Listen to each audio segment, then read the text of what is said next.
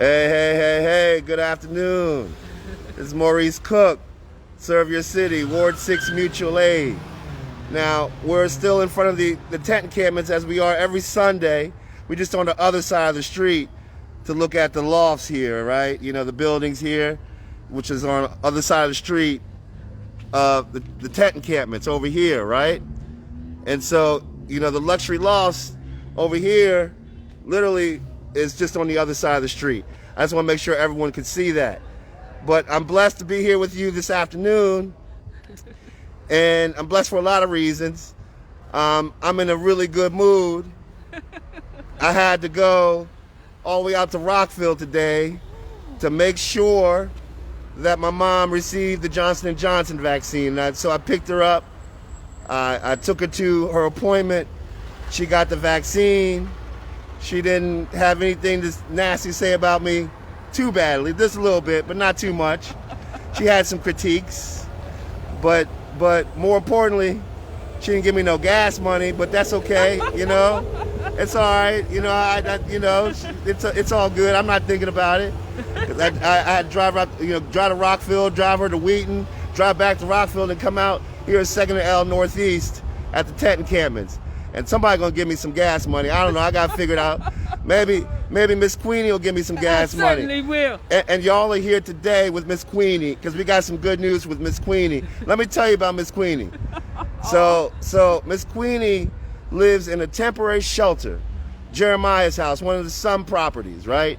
She lives in a temporary shelter, but every week she drives our dudes, our brothers, our comrades with the People's for Fairness Coalition, and those brothers who take care of so many people in the tent encampments every week. And Miss Queenie got her license, so she was selected to drive, right? So Miss Queenie drives the guys all around town all week. Official driver for the People's for Fairness Coalition. She drives people around all week to provide supplies and goods and everything that the people need in the different tent encampments throughout the week. And she's their driver, okay? Now, and Miss Queenie lives in a temporary shelter, Jeremiah's house, but yet she's still called to be out here. And so don't ever ask me what it looks like. What do I need to do? What can I do? You have Miss Queenie out here, this sister or elder, who makes sure she's out here to support our people, right? And she lives in a very unstable housing situation herself that she doesn't love, that hurts her. But I know she feels blessed to be able to have something and not be out here in these streets. Well, I brought Miss Queenie on today because I love her, one, okay? And it is what it is.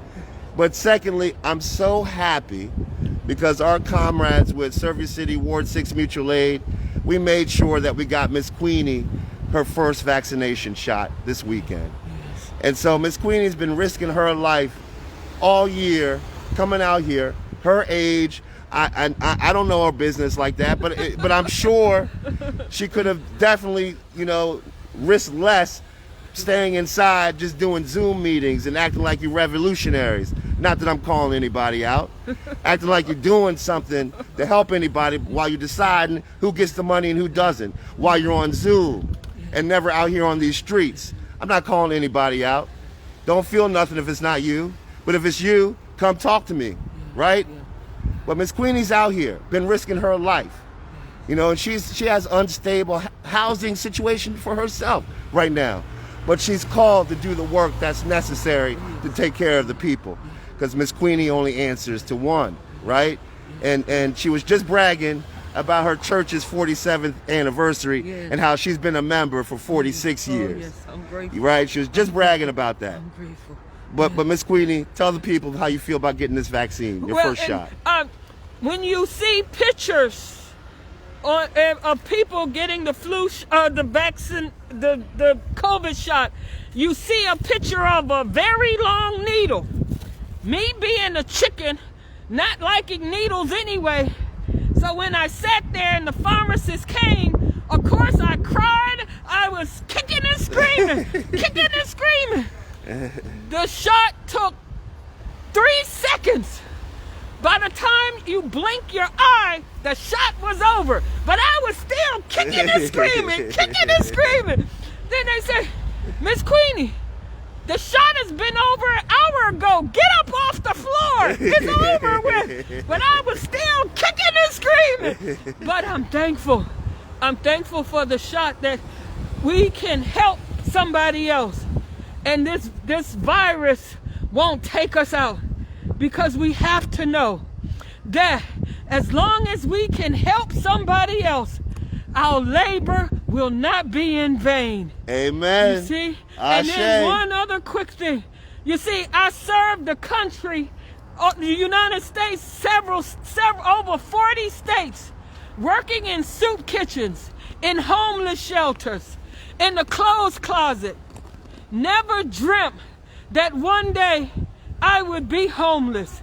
So I say, the Lord prepared me 20, 30 years ago to train, to learn, as I traveled with Dr. Barbara Brown from California. She trained me that I would know what to do at this day and time. She trained me 20, 30 years ago. I'm thankful. I'm thankful because I never once, being homeless, yes I am, had to sleep in the street. I thank you for your time. That's right. And so that was a very important lesson. All homeless people don't sleep in the street. You know, there's a lot of different situations for people who live somewhere on the spectrum of being homeless or unhoused, houseless, nowhere to live, sometimes nowhere to go. It hurts not having your own. It does hurt. But we have to help somebody that our living won't be in vain. Amen. Thank you for your time. Amen. Thank you. Hey, listen, what else more can I say? I can't say anything. It's a blessing to have Miss Queenie here with us, protecting us, guiding us, providing us with all the sustenance that we need to do this work. And the truth be told, as hopefully you know, everybody knows, y'all out there, hopefully you know, some of us are purposed to do this work. Some of us are called to do this work. But there's many ways to support the work that we do. And, you know, that's on us. That's not about anything else but you. You make that decision. And so make one. What you don't do, though, is pretend that there isn't one to make. Okay? And what we've done, we've decided to not let people sleep in the street without any of our love and our support. That's what we've decided to do. And if you are comfortable with that, and we are purposed to have a conversation with you. And we need conversations because people's lives are more important than making money off of real estate. Sorry. So sorry. It's just the truth. And also, it is really important that if you know any black or brown people, elders, who have not gotten this vaccine, but want the vaccine, please help them. We at Service City, Worcester Mutual Aid, we have to shift our capacity to be able to make sure that more of our black and brown people, our elders, any of us, all of us, get this vaccine.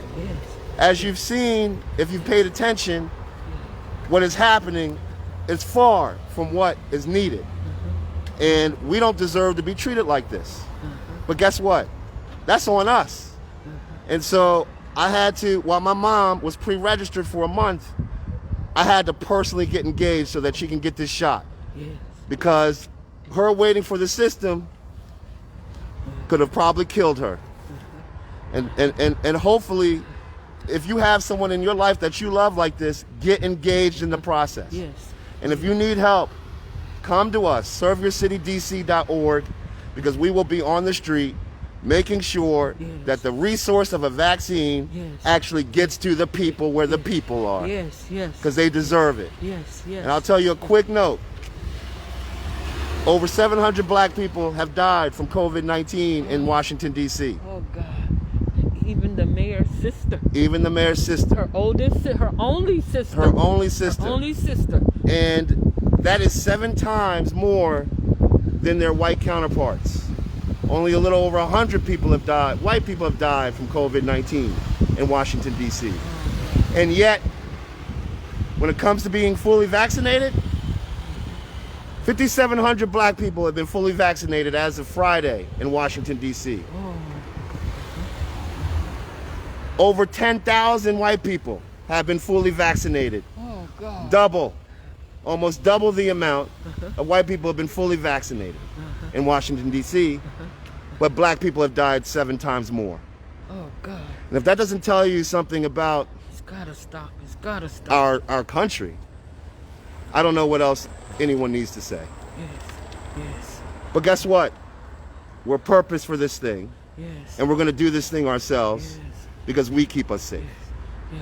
Just like we have to keep our people who live in the tent encampment safe as best we can. A peaceful fight for justice, because justice is right. Hey, that's Miss Queenie. That ain't me. Everything is on the table with me because our people deserve what we deserve, and we're not asking. Yes. We have to do it ourselves. Yes. And I hope, and I want, and my heart is nothing but the peace, Yes. and the reggae, Yes. and the love, and the joy. Yes. That's what I want, Yes. but I can't have that. Yes. We can't have that when people are dying in the street, In the street. when there's plenty of luxury housing that exists. Yes. That's not peace. That's war. Yeah. That's war. Yeah. And we can love each other much better. Yes. And that's what we're here to do. Yes. All right, I'm going to stop preaching. Okay. Miss Queenie, what you got to say?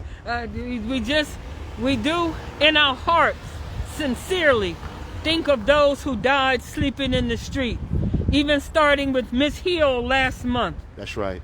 We Amen. won't ever forget those. And we're going to keep trying, and we will do what's best for all mankind. What about womankind? For all mankind, we're going to What about womankind? We're going to do and keep What about gender trying non-identifying for kind? all mankind. All kind. Yes. All right, Amen. y'all. God I'll talk bless to you. God bless you. Y'all take care. Have a good week.